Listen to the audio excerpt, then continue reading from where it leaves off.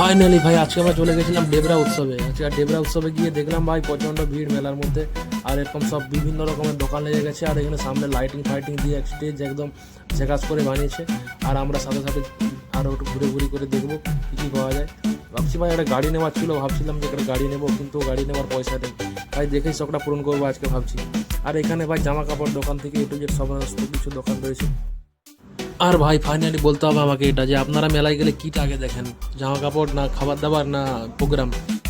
তো ভাই অনেক ঘোরাফেরা হলো, চলো এবারে যাওয়া যায় গাড়ি কিনতে। আজ পয়সা ভাই পকেটে নিয়ে আসিনি, কিন্তু গাড়িটা দেখে যাবো, পরে এসে নিয়ে যাবো। তো ভাই পয়সা তো নেই, সত্যি কথা বলতে ভাই এটা মিথ্যা বলে দিলাম। গাড়ি দেখতে পাচ্ছেন নতুন নতুন গাড়ি অনেক কিছু রয়েছে, সুজুকি থেকে আর বুলেট থেকে এখানে অনেক কিছু গাড়ি রয়েছে, এবং ট্রাক্টরও আছে সাইডে। ভাই আজকে ভাবছি ট্রাক্টরটা নিয়ে যাবো বাড়িতে হাল করার জন্য, কেন এখন চাষের করার খুব মানে অসুবিধা হচ্ছে, এখন একটা ট্রাক নিতেই হবে। কি কি কি কি কি আরে বলুন কি? না না তেমন কিছু না, ভাবছিলাম চাষের জন্য ট্রাক নিলে ভালো হতো আর কি। আর এখানে বুলেটটা দেখতে পাই নিচ থেকে ঝুঁকে, একদম ব্র্যান্ড নিউ বুলেট। আর এখানে একটা খুব সুন্দর কালারওয়ালা একটা বুলেট ছিল, দাদা সবাইকে দেখাচ্ছে।